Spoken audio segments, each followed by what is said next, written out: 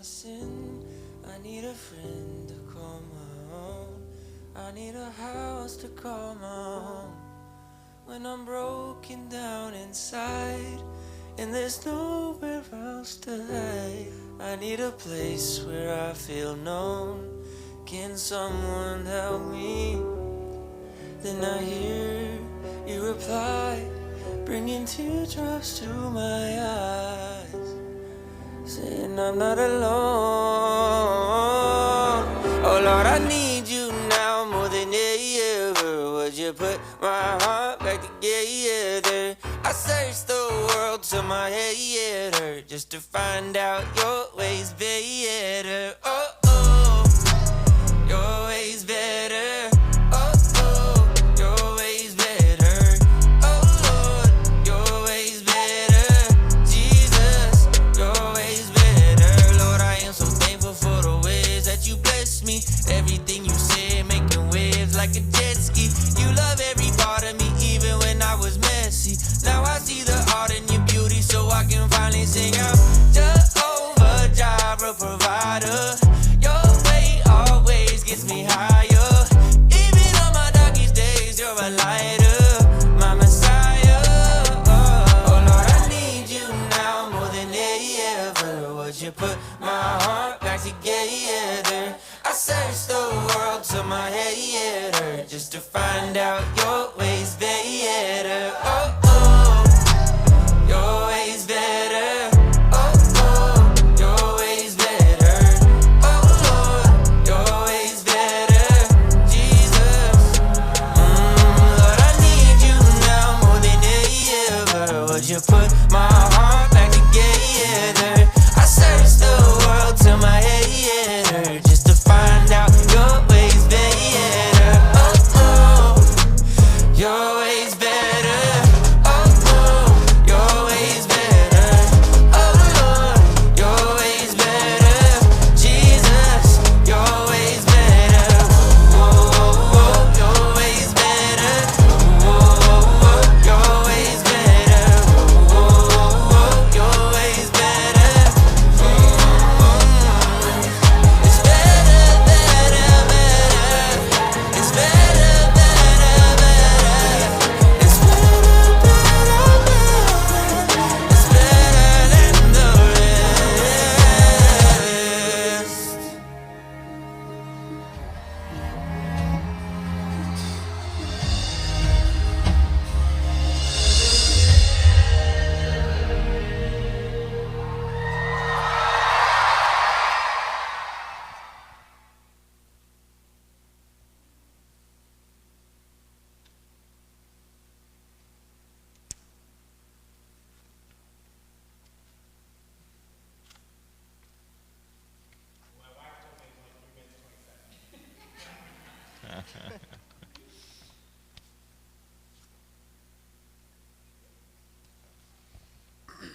The fun, the funnest thing that has ever happened to me in this experience was making new friends and teamwork.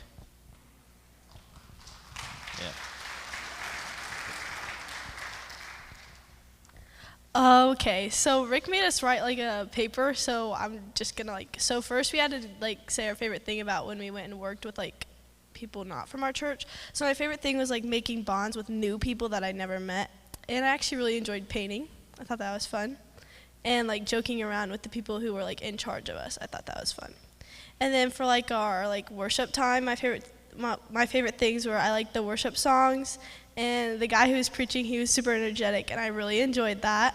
Pastor Lane made us like say our highs and lows at the end of the day, and I really, really liked that. And then we had silent prayers, and I enjoyed that.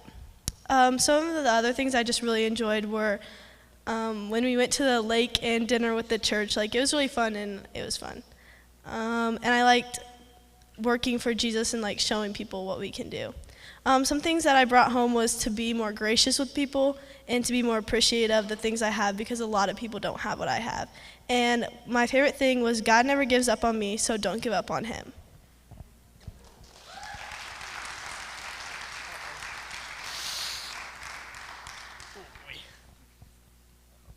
I gotta stand? I ain't standing. I liked. Ooh, that's loud. What I liked is I messed around a lot.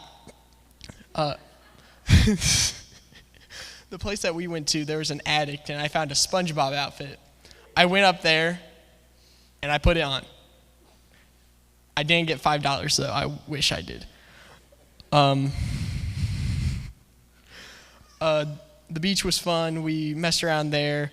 We put a bucket over Maddox's head. That was pretty fun. Not safe, but it was kind of funny. Buried each other in the sand. We got Josiah, Maddox, Asher joined at the last second. It was pretty fun. What I took from it was the messages were very nice.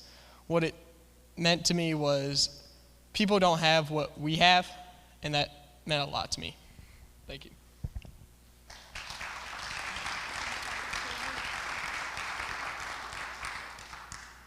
So I loved how welcoming everyone was there, and I could really feel God moving around. Really strengthened my my relationship with Him and everything. Yeah.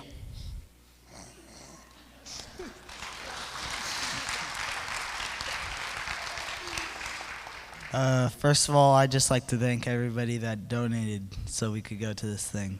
And some of my favorite parts was we had these work sites where you went, and it wasn't your church. It was like this random group of guys. And usually mine was small, so we came together really nicely. And also the other thing I liked was Pastor Carley was a pastor, and he was just on it, sort of like Rick, but a lot taller. Like a head taller. Another thing I liked was being buried alive. That was a new experience for me, at least. Still alive. I stayed alive. They took the bucket off my head eventually. Okay. I did. The other thing that I really liked was how much that you just knew everybody, and they knew you. And they were all from different places. They weren't from Indiana, and they were all different, and you could connect with them.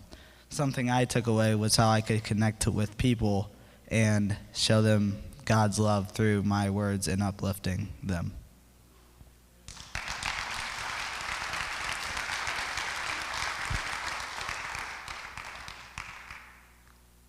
I am thankful for a lot of the people in my group that we split up to from all over the country, like South Carolina and Maryland, a lot of places away.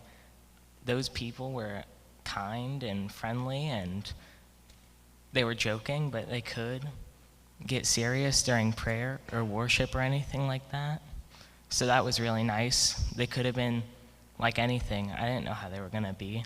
And so I'm glad that they turned out to be good people. They could have hindered or damaged any learning experience by being friendly or joking, but they could easily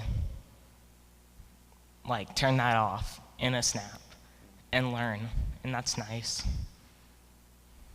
Yeah. Thank you.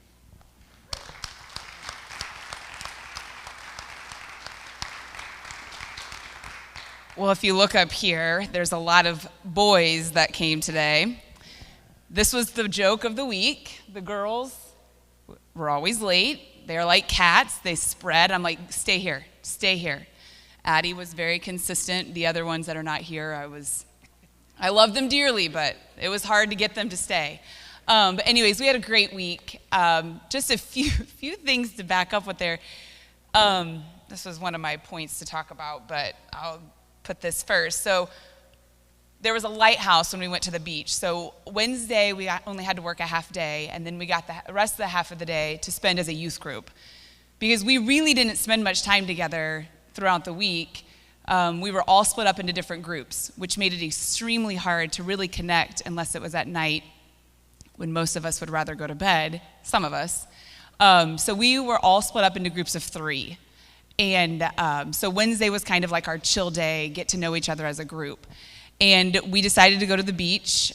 It was fairly overcast though, so I was the planner in me was like, oh my gosh, I didn't even we did bring a Frisbee, but we left it in the van. The boys requested to have 2 shovels. And I looked at Rick and I'm like, shovels? He's like, the boys wanted shovels. And I'm just like, okay, fine. So we go to the beach with 2 shovels. Most of them had beach towels because we were going to out to eat afterwards. And so Rick and Lane decide, I wanted to walk to the lighthouse also, but Rick and Lane decided like, hey, we're gonna take a couple kids and we're gonna walk to the lighthouse. And I'm like, I kind of like to go too. And Rick's like, well then come. I'm like, I am not leaving 10 teenagers on the shore of this beach and walking to the lighthouse with you guys. As I'm sitting there and they're entertaining themselves, they're burying each other in the sand. So one point I look over and Maddox has a bucket on his head and they're starting to put the sand around. And I'm like, get the bucket off the head, come on. And they're just like, why? And I'm like, because I'm responsible for you right now. Like, get the bucket off of your head. So it was an experience. And then, so we were on Lake Erie. Lots of things come up on the sand, logs. As I look out, Corbin and Mia Vanover, who's not here, they're writing something. Like they're not standing. Like it drops off and I look out and they're just like bobbing up and down. And I'm like, what are they on? Driftwood that had drifted to the shore. They decide to put it in the water and they're writing it. Asher here, who is quiet and might not say much, starts giving everybody else logs. And I'm like, oh my gosh. And Rick wanted to leave these 10 teenagers by themselves and we are now writing logs. Both Emmeline and Mia Hall also came with us. They're cheerleaders, so they started doing stand-up moves that cheerleaders do on these logs. And I'm just like, but I had to sit back and laugh because I'm like, we took nothing but 2 shovels to the beach and they're having the time of their life. And if that's what they wanted to do on the beach, nobody got hurt. I did ask Asher, I'm like, hey, when you guys are done, could you guys like put the wood back on the beach? And he's like, why? It's gonna wash up anyways. And I'm like, okay, good point, whatever. I just was gonna try to clean out the lake, but anyway, so they had a great time at the beach. It was a good time just to be able to come together, kind of talk about our weeks midweek. Like I said, we were all spread out everywhere. Allie Kobe did go with us, and I'm just gonna share what she had. She is actually one of our older teens that started coming to the youth maybe a year ago. Well, her family's just been coming about 2 years. And as teenagers get older and they get into their junior and senior year, we battle a lot of athletics, academics for them to be able to come. But when this came up last year, we decided to go. She was one of the first ones. Her mom gave me a check and said she's going. And I didn't really know Allie. Allie ended up being in my group. Her bed was right beside me, which I'm not sure if you saw. Like, we literally slept on air mattresses in classrooms, which I was pretty comfortable with that. I'm like, this is where I spend most of my life, but not sleeping on there. But so we really got to know each other, and she's actually in Michigan right now throwing. She would like to go to college to throw and to be a vet, completely out of my realm of knowledge. But her and I just were able just to grow just because we worked together for a week, and then we were obviously bunk mates, if you want to call what we were. This is what she wanted me to share. Going on this missions trip was one of the best decisions. I got to meet so many people and share the gospel with new friends and strangers. Doing the Lord's work helped me to develop a stronger relationship with God. My favorite part about the trip was when everyone joined together at night for worship and a sermon. It was incredible to hear everyone singing and praising God. This trip was absolutely amazing and life-changing. And that was one of the points that I had. I guess I'll now start exactly what I wrote. Rick asked me if I wrote anything, and I said I did. He's like, usually when I don't write anything, it doesn't go well, and clearly it doesn't go well with me if I write something because I'm not following it. But anyways, Sunlight Church, I just want to thank you for your love and your support through prayers, financial means, donations of scrubs. Saturday morning when Rick and I went to pick up the van because lack of planning, we planned it the same week as VBS, so we rented a van. We also rented a U-Haul trailer because when you fill a van, you also have to have places for luggage. Rick was also sent some pictures of his job site, and we had to provide tools for that job site, so we rented a U-Haul van or a trailer, and I've never rented a U-Haul trailer before, so I got online and I said what I needed. As soon as I told Rick, he was not too positive of what I did that was going to work out. But if you know Markle, over there in Markle, there are some, what I would say, a little sketchy of hotels towards 69, and there's some U-Haul trailers that sit there. And I pulled up, and there was nobody at the hotel to get my trailer that I had supposedly rented. Called U-Haul. They were like, I don't know what to tell you. Nobody's there. So here we are on Saturday morning, supposed to be leaving.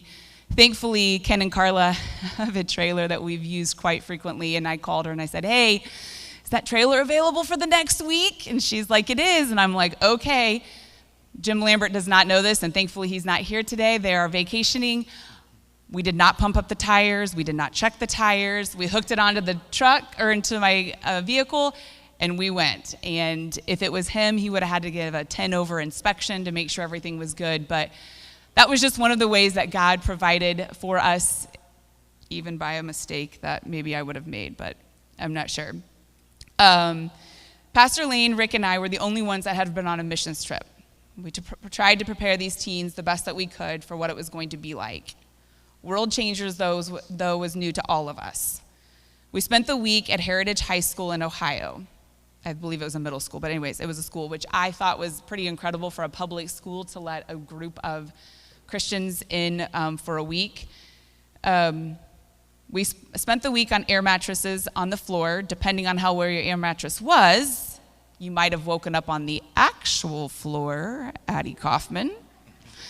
We ate breakfast and dinner at the school, and then the churches that we were working for brought us lunches out to our job sites. We worked with area church plants to help with ministries or homes in their church where they needed help. There were 25 job sites that were completed throughout the week. They did have some ministry. None of our group worked in this, but there was a VBS. And as we were obviously on this trip, the same time VBS was going, Pastor Lyle was sending us updates. And the group that we stayed with in our room were working VBS. And they came back after we heard the number, there were over 100. The team that were working with the VBS came back and said there was 3 kids that came to their VBS.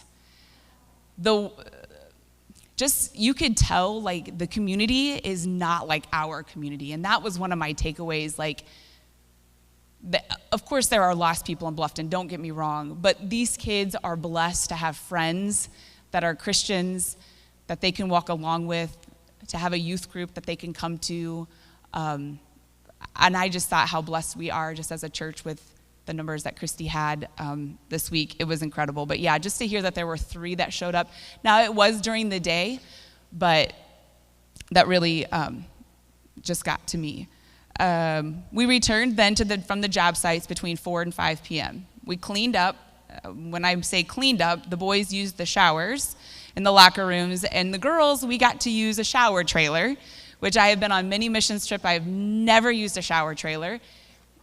It's a trailer with showers. I thought it was pretty, I was like, oh, this is nice. Now, there were 2, and I'm not sure what Addie, but there were 2, like, there were single ones, and then there were 2 that had, like, 3 showers in one. Like, they all had curtains. They were good.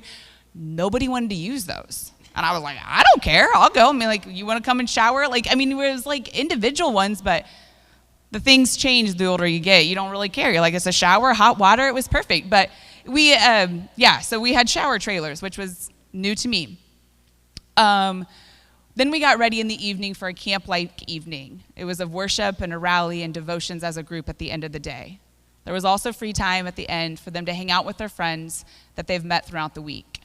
Lights were out at 10:45, which just because lights were out doesn't mean talking doesn't stop. Pastor Carly was our pastor for the week. And one thing, again, maybe this is an age thing. Sometimes I wonder if I'm too old with the teens, but I liked how direct he was. When Rick started out in Wednesday, he would ask the teens, are you ready? Do you know where you're going to go if today was your last day? And at first when we started with the teens, I was like, whew, that is heavy. Like, you're going to ask them that? But that's exactly what Pastor Carly did. And that was his call to the altar, which a couple of these teens took that step to a relationship with Christ. But I think in the world that we live in, we have to be direct with these teens.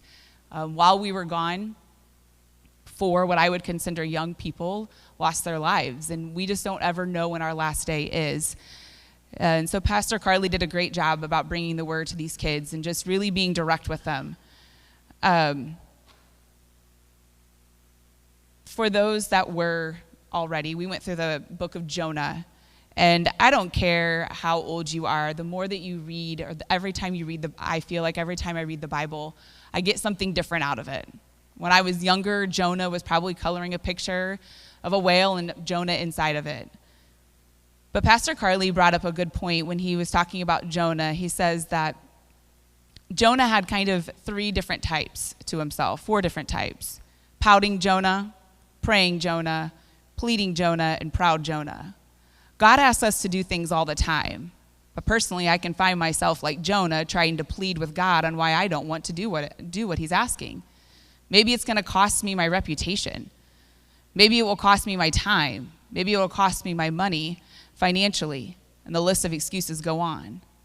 The people in this world are God's people, and we need to start loving them like God loves us.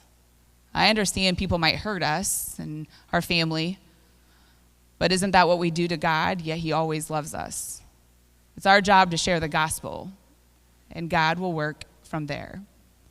We encourage the teams every Wednesday almost to sit with someone at lunch who is alone or find someone who needs a friend. But then I sit and I ask myself, am I doing that as an adult? We are still to be followers of Christ and disciple those along with us. Is God giving us our Nineveh and we are going to run, or are we going to go towards it? Again, we tell the teens this all the time, and just because we're adults doesn't mean we don't struggle with it either. These teens did a great job, and it was like I said, just amazing to see how God worked in their lives every day. And we probably had some of the quietest teens that I had ever taken on a missions trip. But just to watch God talk to them and speak to them, and then for them to share their hearts, it was amazing. So again, I just want to thank you for the help in making this possible. In what you do, I would say, for the children and the teens ministry at this church. We are extremely appreciative of it.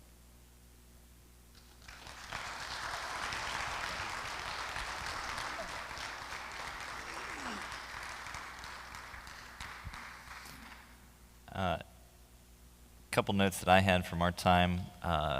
It was a good trip. It was a really good trip, as you've already heard.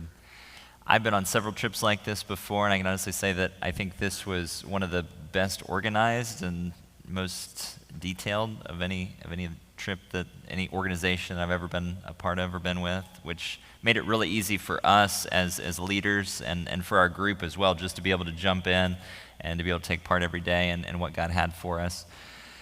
As was shared already, the work teams were broken out so that we had maybe 1 or 2 other people from our church, but we were jumping in with kids and adults from all different churches, all different parts of the country, which was really cool.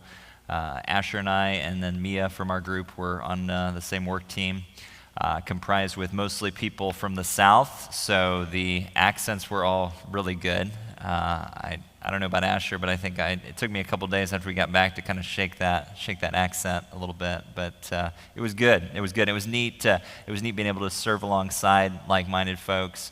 The opportunity that our team had was to paint a house for an elderly lady who had recently lost her husband earlier this year, and the pastor of the local church nearby had connected with that lady and her family. She was not attending the church, was not, from what the pastor was aware of, was not really a believer, but was a lady in need in the community that they were trying to love on and serve. So we painted her house throughout the week, and were able to interact with her a couple times, and it was really powerful that last day on Friday when we got together, took a final picture with her, gave her a small gift that World Changers had given us to provide for her. It was just really, really encouraging, really powerful, really humbling to see her response and how much she appreciated that. But we took a great group of kids, again, has already been shared, and it was neat to see God work in each and every one of their lives. And for those that aren't here this morning, all 12 of the kids, it was just so powerful to see God working in them, speaking to them, speaking through them. And our times in the evenings after the evening rallies and the worship time was always really encouraging too. So it was neat to see God show up in some really big ways. And then finally, I think just a reminder that we have missions fields all around us.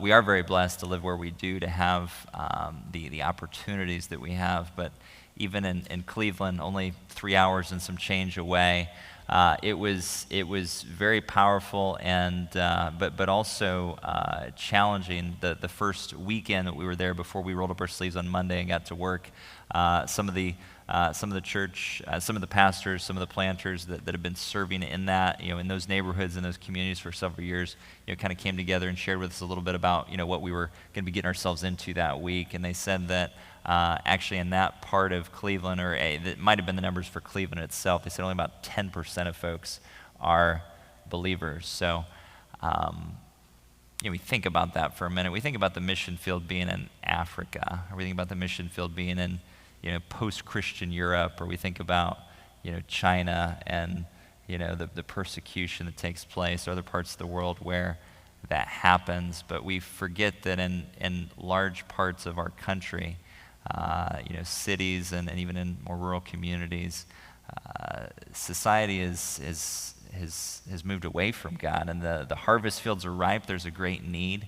But as the planners that we were working with shared, they've got their work cut out for them. It's difficult. It takes time to build those relationships and connections, and to even get to the point where there's opportunities to present the gospel. So the house that we were at, the lady that we served, the pastor in that community, he actually, he'd been serving there for about 10 years, had run into some, quite a few closed doors. So he got involved with their local neighborhood development commission.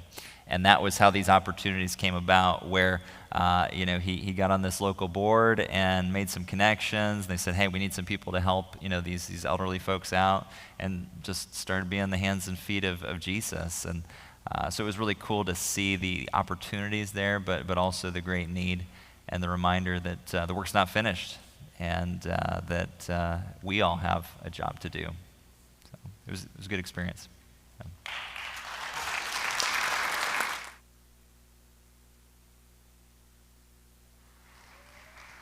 Well, good morning, y'all. I'm trying to stay on my accent. I had people from Tennessee, North Carolina, South Carolina.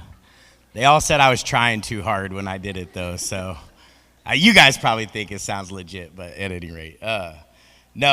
First and foremost, I can't say it enough, that all of you, whether it was through prayer or through giving, were on this missions trip with us.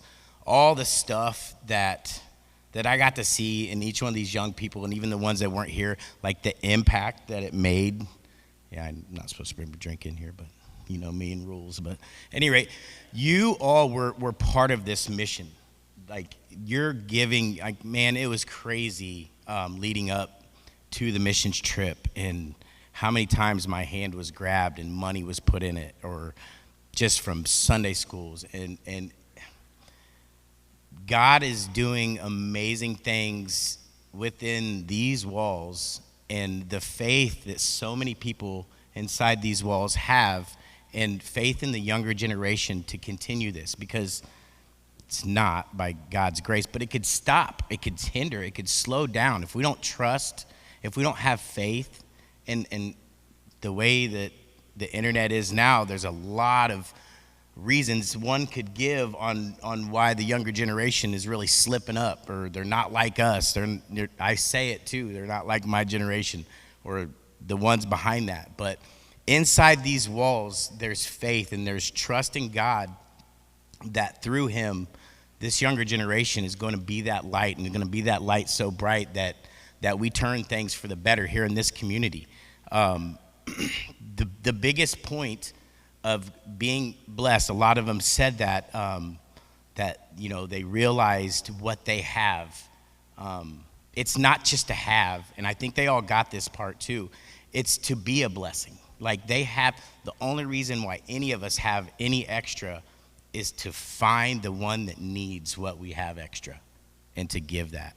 And I think that through what Pastor Lane said, just with the gospel being out there, and it's not so much, and everything else, like it was, they realized that they are blessed. I mean, we talk about it back there all the time. Like we are blessed to be a blessing, and you don't realize like that how much you need to go out there and be that light. A couple of things that I loved about, like once again, I'll reiterate, like Pastor Lane, the organization and the intentionality of sharing the gospel was top priority. Yes, we were there to renovate and to bring things back to new, whether it was churches or homes or VBS. The gospel and being the gospel in the communities was the top priority. One of the biggest things that we did were prayer walks, okay? Have you guys been on a prayer walk before this time? No, but it's crazy. Each community that we're in, like they explained, we were separated throughout the city. They went like stopped like right in the middle of the day, and it wasn't just, there'd be a crew leader, there was an encourager, and then like another adult. This was just my crew, and then a safety person. And so, yeah, so the encourager or the safety person be like, hey, you guys want to go on a prayer walk? And just start walking through the community, praying, and also sharing the gospel. Like, I did not do that as a young person. And I mean, I did to friends and things, but not just to strangers. But they went, like they came back them nights and were so encouraged. Like there was one of them talking like, I shared Jesus with this person in my personal relationship with him. He said no, but it was awesome. Like he was like, and that's the point is, yeah, you dust off the shoes, and you keep going and you keep preaching, because you will have disappointment. That's the reality of what we do out here in this field. Okay, so that part was amazing. And then, like I told Jenny, you got to write your stuff down. We started off, so we had like some pre-planning that we did before the missions trip began, and it was simple as this. And this has kind of been my mission verse, but Romans 10:15 says, And how are they to preach unless they are sent? As it is written, how beautiful are the feet of those who preach the good news. And that was it. Like, it's not, we see preach and we hear words, but just them being that light in everything that they did. And I know I had Chloe with my group, was the only person from our youth group. But with everybody that I worked with and everything that I've heard with these guys, just their hands and their feet, just their labor showed Jesus and showed that light. And that part that part was amazing. Like, if nothing got done but the gospel got preached, that was a successful week. But everything did get done. That'll lead you to my story here in a minute that Jenny's gonna love. So another thing that I don't think was discussed that Negative Rick was like, they had this thing called the Encouragegrams. They had it on the wall, like in the central part of it, and it was everybody's name. And Rick's like, this is just guys gonna be dropping numbers to girls or vice versa or whatever. But no, man, it ended up like, I don't like encouragement, so I wasn't even going to check mine until somebody told me I need to check mine, and I had like 10 of them in there, and I didn't realize, and it's selfish, like the explanation, but like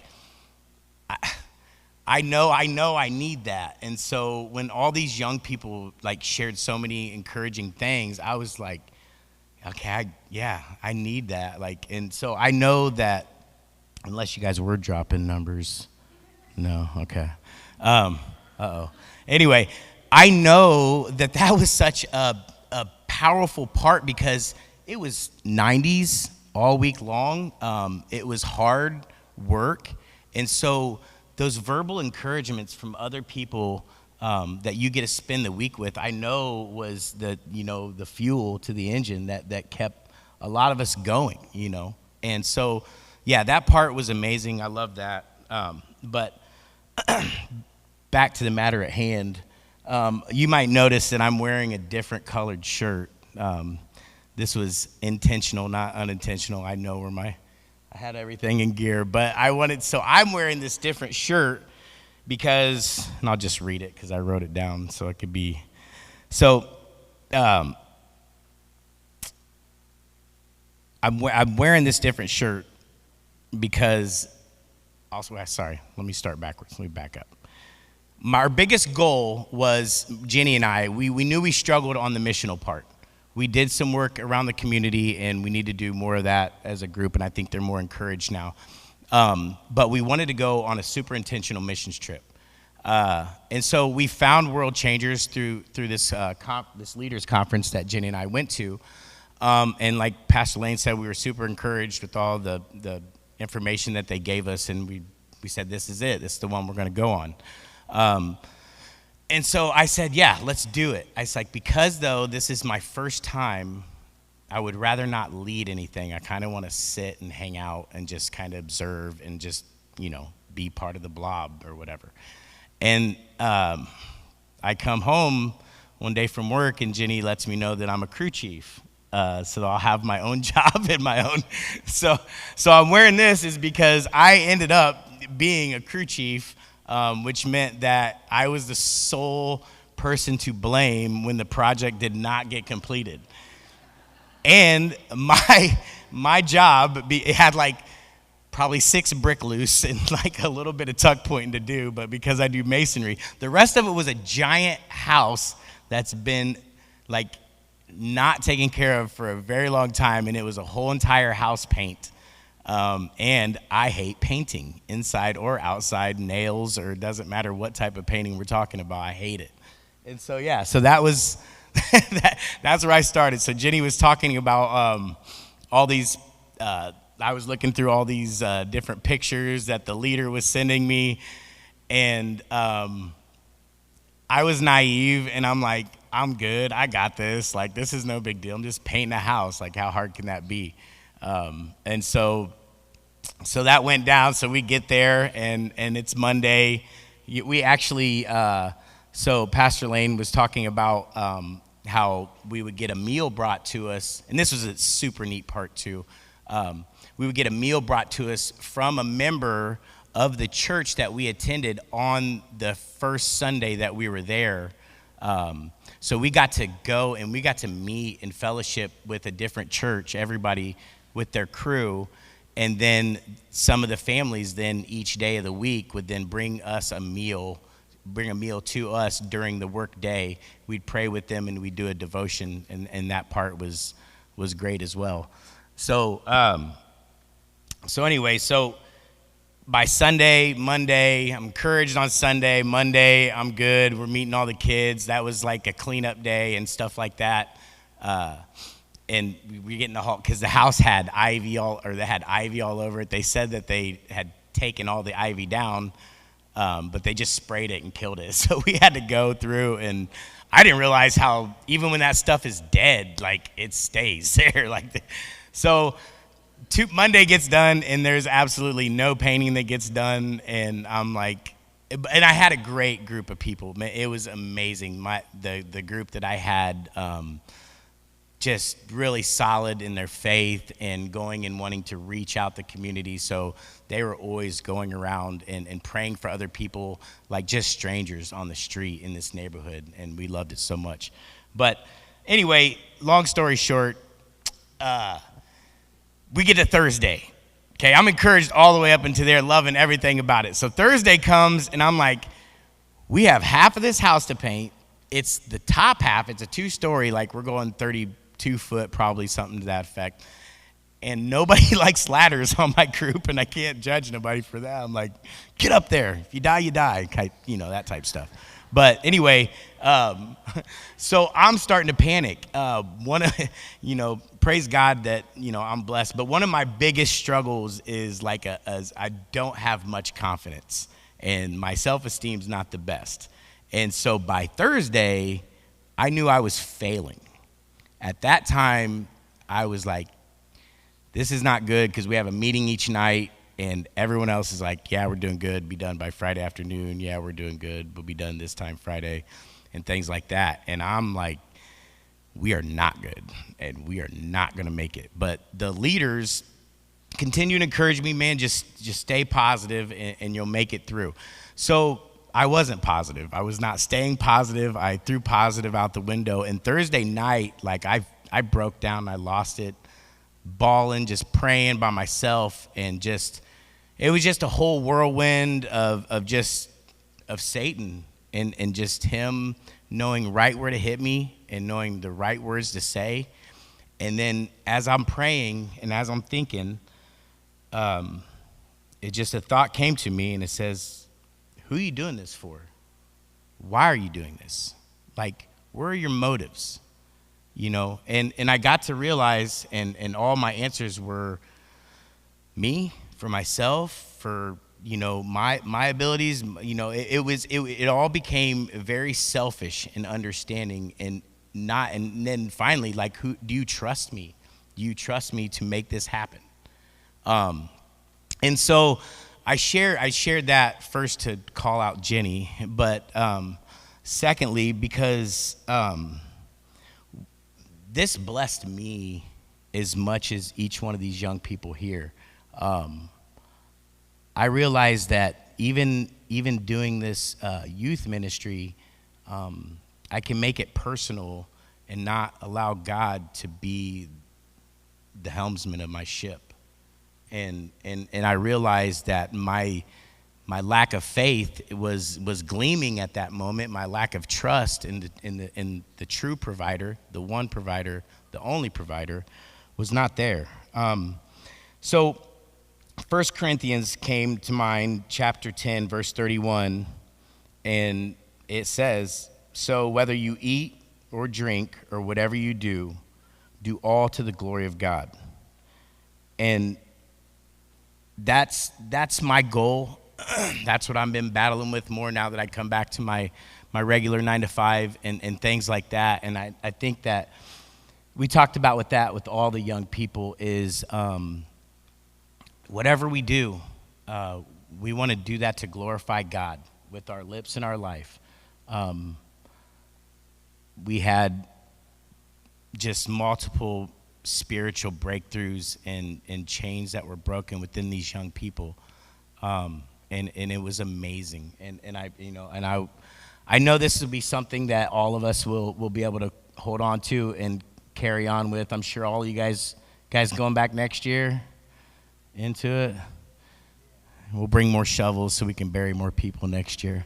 But yes, I think that all of us God was working through this week, and like I said to start off, it's the faith that all of you, through prayer with all of our prayer warriors, through donations and just encouragement, it was that got this plane off the ground and got us going, and we are thankful for this church. I think these young people can share that same sentiment, that we are thankful for all of you, and we are thankful for your encouragement, that you guys believe in us and want to help us along their spiritual journey as well. So with that, we want to thank you guys. I'm just going to pray. I'm sure Pastor Lyle's going to come up, but I just wanted to pray over these guys real quick. If you guys would bow your heads with me and just, God, thank you. Thank you for the wonderful week. God, thank you for this church. Thank you for your beautiful design in the way that your word gets out. God, through blessing us with means to be a blessing to others and not looking at it as levels, but I have this to give to you. Jesus, just like you gave us all of you, you sacrificed all of you. You gave us all of you. You felt everything that we felt, and you gave it all to us. God, I pray that everyone up here on this stage, as well as everyone out there in these pews, that we will offer ourselves and all that we have been blessed with, God, as a sacrifice to somebody in need, whatever it may be. Lord, I pray that this time, this week that we spent, Lord, that the Holy Spirit will continue to move through these young people up here, God, and through our time and sharing that you may move within this place, God. So we give you all the honor and the praise and the glory for all things in Jesus' name. Amen. So thank you, guys.